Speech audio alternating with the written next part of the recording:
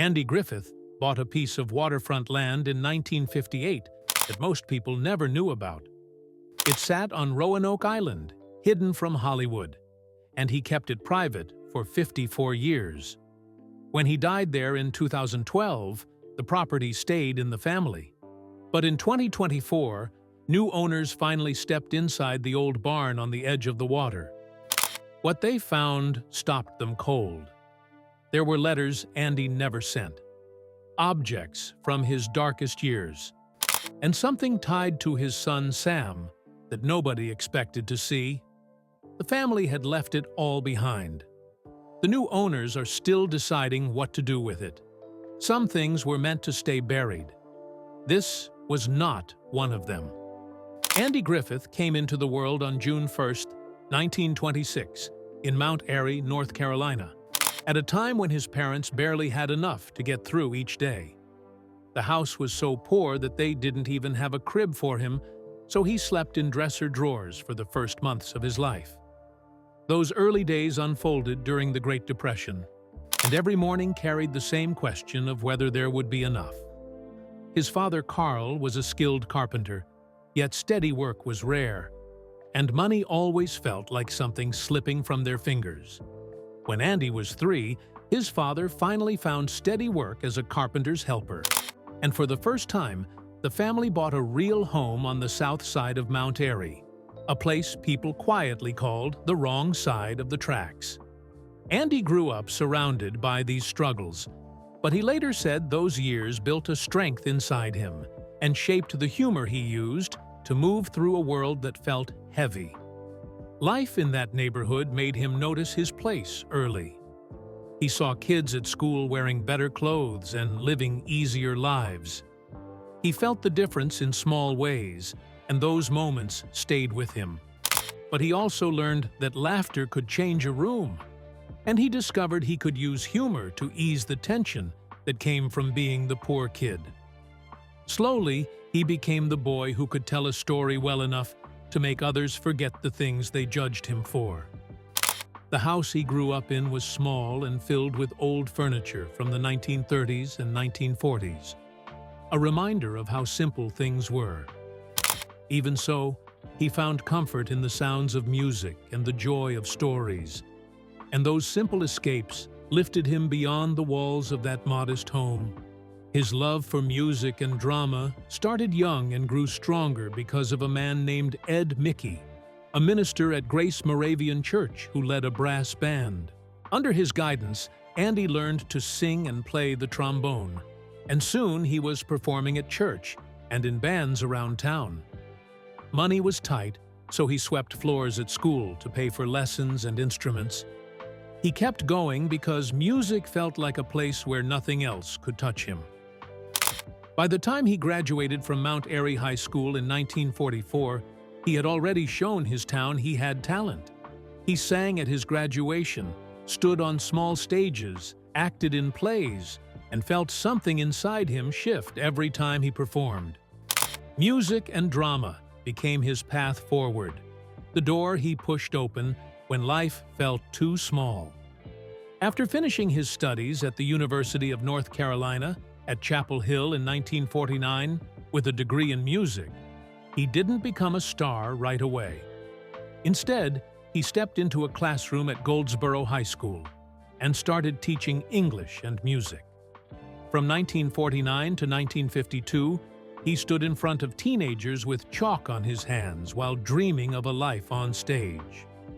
To make extra money and sharpen his skills, he performed at churches, local events, and clubs. His students remembered him as someone lively and inspiring, someone who cared about their talents. But even they could see that his heart was reaching towards something else. He tried balancing teaching with performing, sometimes driving long hours for small gigs.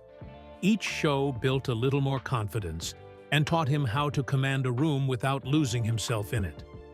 Then came a night in 1952 when everything could have collapsed. He had mistakenly booked himself to perform for the same group he had entertained too recently, and realized too late that he had no new material. During the long drive there, panic settled over him as he tried to imagine something different. He thought back to his college days, to the times he played sousaphone in the marching band, and an idea sparked. He imagined a country preacher going to his first college football game and seeing it through innocent, confused eyes. By the time he stepped on stage, he had shaped the idea into a full story. And when he delivered it, the audience exploded with laughter. He didn't know it then, but that improvised sketch would become what it was football, a piece that would change his life. The recording happened the following year. Orville Campbell of Colonial Records captured Andy's monologue and released it in 1953. It sold about 50,000 copies regionally, catching the attention of Capitol Records, which bought the rights and reissued it. By January 1954, it had climbed to number 9 on the national charts and sold nearly 1 million copies. Suddenly, the teacher from North Carolina had become a national figure. The success opened doors to television, Broadway, and Hollywood. It even appeared in Mad magazine in 1958, sealing its place in pop culture. That one recording, born out of fear and a desperate need for fresh material, carried him from small-town teacher to household name. Even before the record, Andy had begun shaping himself on stage. At 21, in 1947, he joined the cast of The Lost Colony, an outdoor drama on Roanoke Island. He started as a minor soldier, but his presence and charm were too strong to ignore. By 1949, he had earned the lead role of Sir Walter Raleigh in the longest-running symphonic drama in the nation, a production watched by millions since 1937. His years there made him sharper and more confident, and they rooted him in a place he would never forget. The Outer Banks became part of him, a place he returned to again and again because the land seemed to understand him. During that first summer in 1947, the cast held a scavenger hunt. While searching, Andy noticed a beautiful piece of waterfront property that captured his imagination. He quietly told his friends that one day he would own that land. He was just a struggling young actor then, with little more than hope keeping him steady, but he didn't let go of that promise. Years later, after Broadway's success and rising fame, he remembered the feeling he had on that island. In the late 1950s, he returned and bought the exact property he had seen during the hunt. That land became his refuge from Hollywood, the place where he felt like himself again. It stayed close to his heart all the way until the end of his life. Roanoke Island also brought him something else. In 1949, while performing in The Lost Colony, he met Barbara Edwards. She played Eleanor Dare, and their onstage partnership slowly turned into real affection. They married on August 22, 1949, in a quiet ceremony on the island. Barbara, a talented soprano, had been his classmate at UNC, and their shared love for music and the stage tied them together. They adopted 2 children, Andy Samuel Jr. and Dixie. Their marriage lasted 23 years before ending in 1972, but their story began in those early summers surrounded by theater, salt air, and dreams that felt close enough to touch. In 1952, around the same time his improvised football monologue was taking shape, Andy performed in a production of Hamlet at the Shrine Club on the Nag's Head Causeway. He later said that playing Hamlet was the real artistic breakthrough of his life. It was intimate and emotional, and it forced him to reach deeper than he ever had. The small venue magnified every breath and gesture, and he rose to the challenge. Critics and fellow actors noticed the shift. Something unlocked inside him during that performance, something that shaped the way he would approach roles for the rest of his life. After building a career that stretched from theater to television, he finally returned to the dream that had started during the scavenger hunt. In the late 1950s, he bought the Roanoke Island property and built a home that became his escape from the noise of Hollywood. It was quiet, warm, and filled with the peace he had always searched for. He spent summers there and later settled into it during his final years. When he passed away in 2012, he was buried on the island he had loved since he was a young man. Andy Griffith stepped onto the Broadway stage in No Time for Sergeants in October 1955, and from the first night at the Alvin Theater, something clicked inside him. The show kept running for 796 performances until September 1957, and each night he poured himself into the role of Will Stockdale, a wide-eyed Georgia draftee who let his folksy charm roll through every line. Audiences loved him, critics noticed him, and by 1956, he was holding a Tony nomination that confirmed he was no longer just a hopeful actor trying to break through. The energy around the show lifted other newcomers too, including Don Knotts and Roddy McDowall, and the momentum pulled Andy toward film and television, where his face began to feel familiar across America. That glow carried him directly into A Face in the Crowd in 1957, when Elia Kazan cast him as Lonesome Rhodes. It was his first major film role, and from the moment the cameras started rolling, Kazan pushed him deep into the character's darkness. Kazan wanted rage. He wanted charisma mixed with danger. He wanted a man whose grin could warm a room and then freeze it. Andy let himself go there, but the cost crept in quietly. He later admitted that during filming he wasn't a nice person. Crew members remembered how he stayed in character even when the day ended, and the intensity of the work changed the atmosphere around him. When the film released on June 1, 1957, people were shocked by how real the performance felt. They didn't know he had carried that weight long after they stopped watching. The transformation haunted him. The role had sunk so deep that when the movie wrapped, he didn't know how to step out of it. He said later that the experience was psychologically damaging and that he couldn't play a villain like that again for nearly 20 years. He didn't want to become that man twice. So he moved toward roles that felt warmer and lighter, roles that let him breathe again. Sheriff Andy Taylor became his shelter, a way to choose peace after walking through something that didn't let go easily. Even so, A Face in the Crowd stayed with him. It reminded him that entering the mind of pure darkness comes with a price that not every actor wants to pay. Yet even as he built an image of calm and kindness on television, his real life pulled in another direction. In 1962, he got into a heated argument with his first wife, Barbara Bray, and in a surge of anger, he punched straight through a car windshield. Glass shattered. His hand bled. The moment exposed something raw inside him that people behind the scenes already knew too well.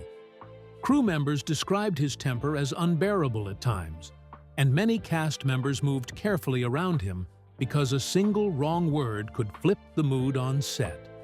The gentle father millions watched each week was not always the man they met when the camera stopped. That tension carried into his relationship with Frances Bavier, who played Aunt Bee. They never blended well. Rance Howard recalled that Andy seemed to carry some quiet resentment toward her, and the strain lingered through the entire run of the show. Years later in the 1980s, Andy and Ron Howard visited her home, hoping to reconnect, but she refused to open the door and spoke only through it. She was known to be easily offended, and people on set often tiptoed around her to avoid misunderstandings. Still, near the end of her life in 1989, she called Andy to apologize for being difficult, and he accepted it. After so many years of coldness, that call closed something between them that had been open far too long. But the biggest shock hit in 1963, when a prank spiraled into a scandal that nearly ended the Andy Griffith Show. Some cast members rushed into his hotel room as a joke and found him in bed with Annetta Corsott, the actress who played Helen Crump. Their affair had been whispered about on set, but that moment pushed it into the open. CBS executives panicked. Sponsors threatened to pull millions in advertising because America's most trusted sheriff was suddenly exposed as a cheating husband. Quiet meetings followed. Decisions were weighed in secret. Eventually, the network covered it up to protect the brand. The tension around the incident hardened Andy even more, and the affair with Annetta continued for years. He reportedly proposed to her multiple times despite being married with 2 children. If the scandal had surfaced publicly, Mayberry might have ended right there. While all this unfolded, Andy found a rare closeness with Don Knotts. They both came from Southern roots shaped by the Great Depression. They both battled mental health troubles and leaned too often on alcohol. Their humor connected them, but their weaknesses connected them too. They shared secrets that never made it to the screen, including the fact that both men were unfaithful to their wives. Their friendship was strong but complicated, and even as they supported each other, jealousy and rivalry threaded through their lives. Don's third wife, Frances Yarbrough, once laughed more at Andy's jokes than Don's, and that tiny moment pushed old insecurities to the surface. Even after decades together, something as small as laughter could stir the quiet competition between them. And that competition had been there from the start. Andy watched Don rise as Barney Fife, winning hearts and laughter so often that the spotlight drifted toward the deputy instead of the sheriff. Don gathered 5 Emmy Awards, while Andy stayed overlooked by the committees. The balance didn't sit right with him. Even though he led the show, Don's success sometimes felt like a shadow creeping across his own accomplishments.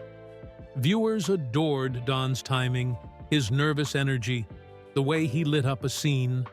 Andy felt it, even if he didn't always say it out loud. It added another layer to a friendship that already carried more weight than most people ever knew. Money made things worse. Don earned only $1,250 per episode, about $35,000 a year, while Andy collected far more because of ownership and syndication profits. After the 5th season, Don asked about renegotiating for a better salary, but Andy misunderstood and felt challenged. He took it personally.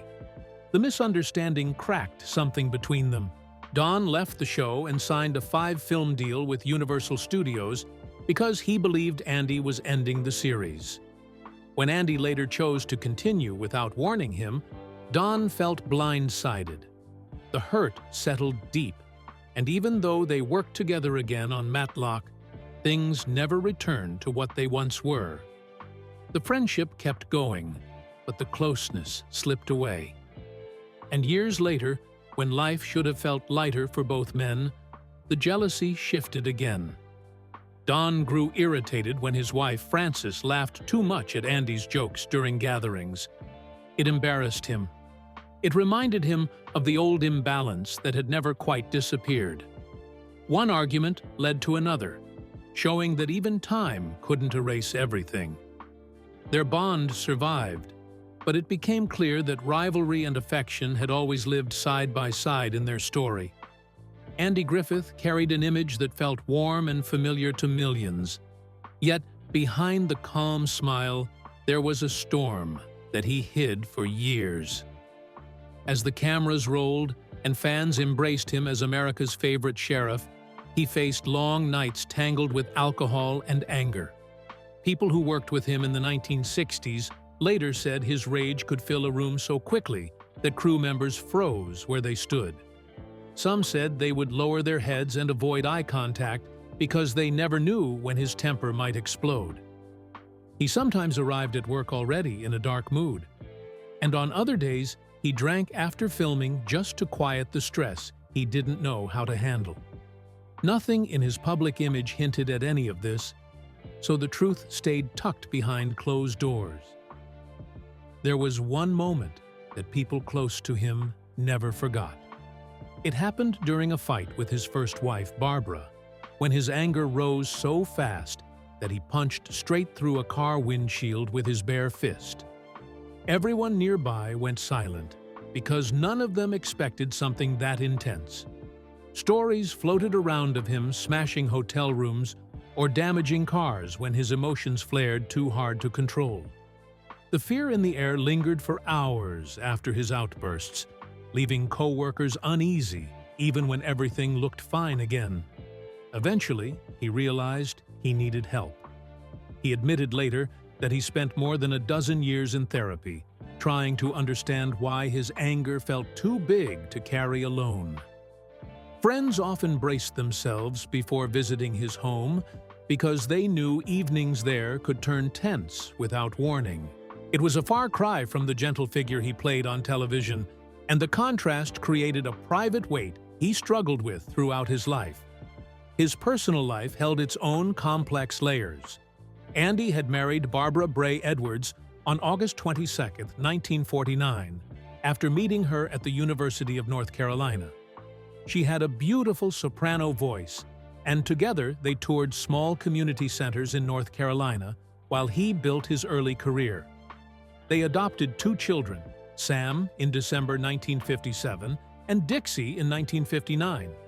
Barbara even appeared once on his show, though she later focused on raising their children and handling the flood of fan mail that arrived each week. Their marriage lasted 23 years before ending in 1972. Barbara remarried in 1975 and passed away in 1980. Even after the divorce, the two remained tied by their support for the children's work in the Lost Colony Summer Play, a place that held special meaning for their whole family. Only a year after the divorce, Andy found himself drawn to Selika Kasuto, a Greek actress and writer. They married quietly in 1973 in a backyard that happened to belong to Bing Crosby, a strange but charming detail in their story. Selika was warm with Andy's children, but over 8 years the distance between their personalities grew. Their marriage ended in 1981. Selika died on July 23, 1980, and even though little is publicly known about the deeper layers of their relationship, people still wonder what really happened between them and why it faded so quickly. Then came Cindy Knight. Andy met her in 1983 while filming Murder in Coweta County. That same year, on April 12th, they married on Roanoke Island, a place that would one day hold deep meaning for him. Cindy stepped away from her own career to stand by him through some of the hardest chapters of his life. Not long after the wedding, he was diagnosed with Guillain-Barré syndrome, which left him unable to walk for 7 months. She stayed by him through his quadruple heart bypass in 2000 and hip surgery in 2007. Their relationship carried a softer rhythm, one that settled and stayed until he passed away in 2012. His children's lives moved along very different paths. Dixie stayed quiet and grounded, choosing privacy over spotlight. She worked in the Lost Colony when she was young, earning $10 a week as a colonist child in 1972, something that made her father proud. She grew up, moved to Colorado, raised 3 daughters, and devoted herself to volunteer work at Denver Hospice. She avoided the chaos that followed her brother and built a life with steadiness and care. Sam, however, lived a life filled with shadows.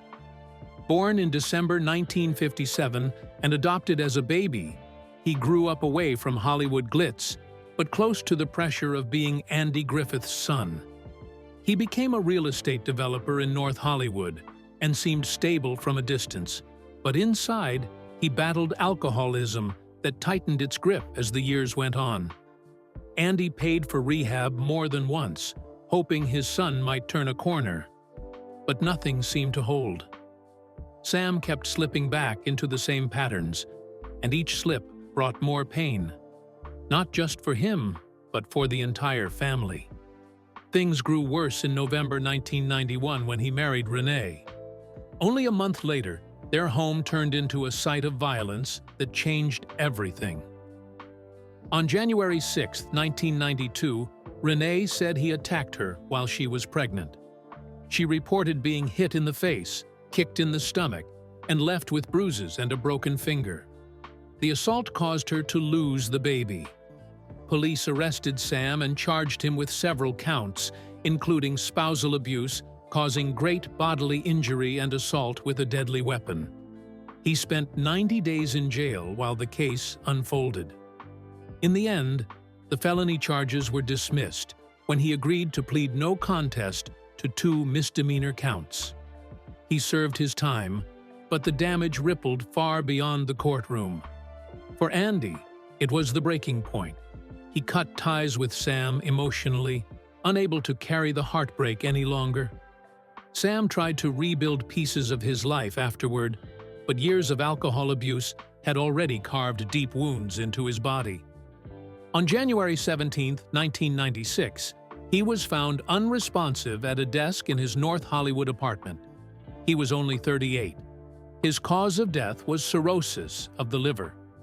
The estrangement between father and son kept the two apart until the very end. Andy was so devastated that he could not bring himself to attend the funeral. Dixie later said that Sam's death stayed with their father for the rest of his life, sitting in a quiet place in his heart that never fully healed. Through all this, Andy still found ways to reinvent himself. After his famous show ended in 1968, he pushed forward and created his own production company in 1972. His big television comeback happened in 1986 with Matlock, where he played clever defense attorney Benjamin Matlock. The series became a huge hit and ran for 9 seasons. When NBC canceled it, Andy refused to let it die. He and the producers convinced ABC to pick it up and even moved the production to North Carolina to save costs. He oversaw storylines, shaped characters, and proved that he was far more than a small-town sheriff. His love for gospel music flowed quietly beside all this work. In 1996, he released I Love to Tell the Story, an album of 25 classic hymns. It went platinum and won him a Grammy in 1997. He earned another nomination in 1999 for Just As I Am.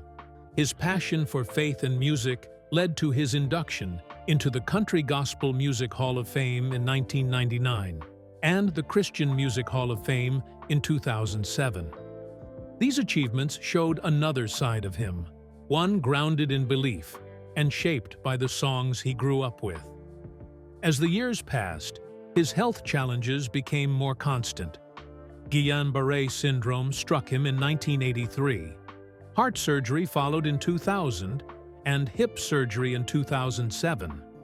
Even with these setbacks, he continued appearing in films and television whenever he could, refusing to step away from the craft he loved. On July 3, 2012, he died at age 86 from a heart attack at his home on Roanoke Island. His death certificate listed hypertension, coronary artery disease, and hyperlipidemia as contributing factors. He was buried less than 5 hours later in the family cemetery on the island he adored. It was his wish to rest in that quiet place, the same place he first discovered during a scavenger hunt 65 years earlier.